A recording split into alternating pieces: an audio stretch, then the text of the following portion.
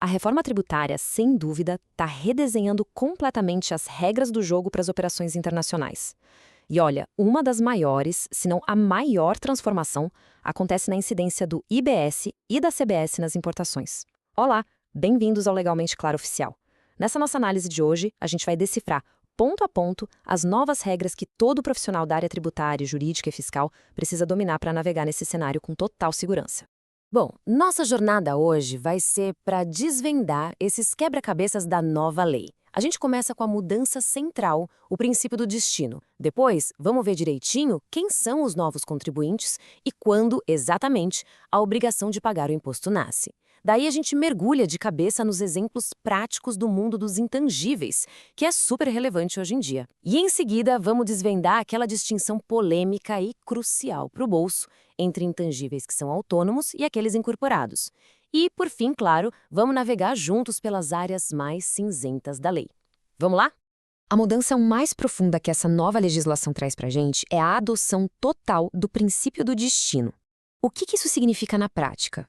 Significa que a tributação não olha mais para onde o serviço foi prestado ou onde o bem foi produzido, mas sim e exclusivamente onde ele é consumido de verdade. É uma virada de chave completa na lógica tributária brasileira. E esse slide aqui deixa essa transição bem clara. A gente está saindo de um sistema todo fragmentado que criava aquelas discussões sem fim sobre qual é o local do resultado, para o ISS, por exemplo, para entrar no modelo unificado sobre o IBS e a CBS. Agora a pergunta-chave é uma só. O consumo aconteceu no Brasil? Se a resposta for sim, o imposto é devido aqui. Ponto final. E aí vem a pergunta, o que a lei entende por consumo? Bom, prepare-se, porque o conceito ficou extremamente amplo. Não é só sobre usar um produto físico, não. A definição vai muito além. Ela alcança a exploração econômica de um direito, o aproveitamento de uma tecnologia, a fruição de uma obra de arte ou até o simples acesso a uma plataforma digital. É como se fosse uma rede muito mais abrangente, sabe? Feita para capturar o valor onde ele de fato acontece. Ok. Com essa nova lógica do consumo entendida, a questão que fica é bem prática. Quem é que deve esse tributo e em que momento exato essa obrigação nasce? A lei redesenha esses elementos de um jeito bem claro e, já adianto, expandindo bastante o alcance da tributação. O ponto central aqui, gente, é a universalização do contribuinte. Não importa se a importação é feita por uma gigante multinacional ou por uma pessoa física comprando um software para uso pessoal. Se a operação era habitual ou se tinha intuito comercial, isso tudo deixou de ser relevante. Se importou e o consumo foi no Brasil, temos um contribuinte. Simples assim. Então, para que o fato gerador aconteça, o cenário precisa de dois elementos que não podem faltar: um fornecedor lá fora e um consumidor aqui no Brasil. E o gatilho? O que dispara a obrigação de pagar o imposto acontece no momento exato da transação, seja a execução de uma consultoria ou a entrega de uma licença de software.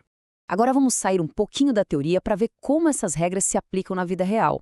O universo dos bens e serviços intangíveis, que, convenhamos, é cada vez mais importante na economia global, ganha um tratamento bem específico e, por isso, merece toda a nossa atenção. Vamos pensar no caso de royalties. Uma empresa brasileira licencia uma patente de uma companhia alemã. Mesmo que toda a pesquisa, todo o desenvolvimento tenha acontecido lá na Europa, o fato gerador do IBS e da CBS acontece aqui, no Brasil. Por quê? Simples. Porque a exploração econômica da patente, a geração de valor com ela, está acontecendo em território nacional. É o consumo do direito, entende? O mesmo raciocínio vale para o mundo digital.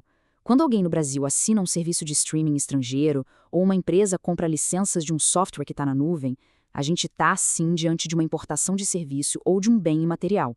O consumo, ou seja, o acesso, a fruição, está acontecendo aqui. Outro cenário bem comum, uma máquina industrial é enviada para a Suíça para um reparo super especializado e depois volta para o Brasil. A lei é claríssima nisso. O valor que foi agregado lá fora, ou seja, o serviço de manutenção, é considerado uma importação de serviço, e esse valor vai ser tributado pelo IBS e pela CBS quando o bem voltar para o país. Agora, vamos analisar um dos pontos mais estratégicos e com certeza de maior impacto financeiro da nova lei. A diferença entre um bem imaterial que você compra de forma autônoma e aquele que vem, digamos, embarcado ou incorporado num bem físico. Acredite, a escolha do modelo de negócio aqui pode mudar tudo. Esse slide mostra a encruzilhada. De um lado, o intangível autônomo.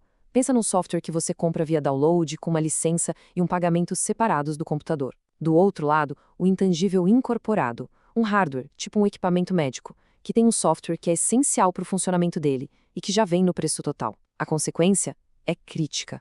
O software incorporado acaba sendo arrastado para o regime de tributação dos bens materiais, que é muito, mas muito mais pesado. E aqui a gente vê o tamanho do impacto financeiro dessa distinção.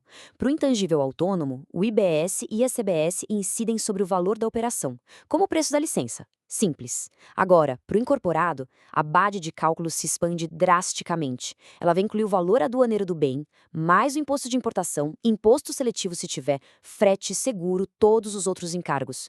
O IBS e a CBS vão incidir sobre esse bolo todo, gerando um efeito cascata brutal, um verdadeiro imposto sobre imposto. A estruturação do contrato e da operação aduaneira passa a ser, assim, absolutamente decisiva.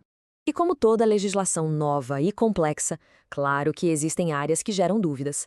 Áreas que, com certeza, vão ser palco de muitas discussões futuras entre as empresas e o fisco. Vamos dar uma olhada em algumas delas. Imagina um contrato global de licenciamento de tecnologia usado por filiais de uma multinacional em vários países ao mesmo tempo. A lei diz que só a parcela que for consumida aqui no Brasil será tributada. Parece justo, né? Mas na prática, como é que se mede e comprova essa divisão de forma que o fisco não questione? Isso cria uma complexidade de prova enorme para as empresas e um potencial gigante de briga na justiça. Um dos pilares que sustenta toda essa reforma é o princípio da isonomia, que a gente também chama de neutralidade. A ideia é que a carga tributária na importação não pode ser nem maior nem menor que a de um bem ou serviço parecido, só que em nacional. O objetivo é bem claro: garantir uma concorrência leal, nivelando o campo de jogo entre o que vem de fora e o que é feito aqui. A lei também traz uma exceção específica e, vamos combinar, bastante lógica. O uso de aplicativos de serviços digitais por um turista durante a estadia temporária dele no Brasil não vai ser considerado uma importação para fins de IBS e CBS. É uma regra de bom senso que evita tributar o consumo eventual de quem só está de passagem pelo país. Então, para a gente fechar e consolidar tudo que a gente viu, vamos aos pontos essenciais. Primeiro, o critério que manda em tudo agora é o local do consumo. Segundo, a forma como um bem imaterial é importado, se ele vem separado ou embarcado, muda drasticamente o valor do imposto a pagar. Terceiro, o planejamento do contrato e da operação aduaneira nunca foi tão importante. E por último, o universo de quem pode ser considerado contribuinte agora é muito, muito mais amplo. Essa nova realidade exige atenção, planejamento e, claro, um conhecimento profundo da legislação. A pergunta que fica no ar é: as operações internacionais da sua empresa ou dos seus clientes estão prontas para essa mudança? Se essa nossa análise aqui ajudou a clarear esses pontos, não se esqueça de seguir o nosso canal, o Legalmente Claro Oficial, de curtir e de compartilhar com os colegas que também precisam se atualizar. Um grande abraço e até a próxima!